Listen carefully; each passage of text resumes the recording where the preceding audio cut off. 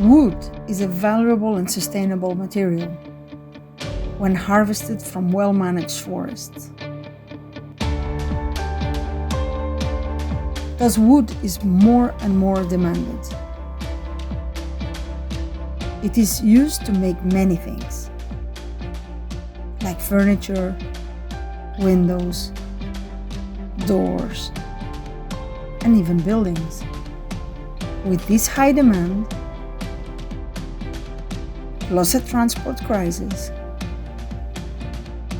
wood prices are rising.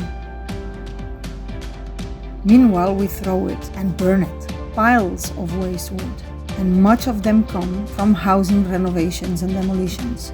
What impact is possible if we reuse the wood from all these buildings? What can we create from valuable wood waste? And can digital production be a game changer? This is Circular Wood for the Neighborhood.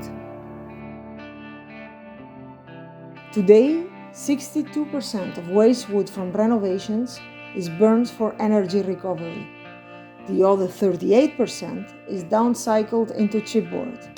Yet, we can collect hardwood from doors and window frames, which can be 3D scanned, analyzed, handled and processed by industrial robots, so it can be used for new applications. Circular wood is a stream of uneven pieces. This requires new design approaches. Using design algorithms and robotic production, every product can be unique. Circular wood also holds the possibility to create exceptional features between old and new. Once my door, now my coffee table.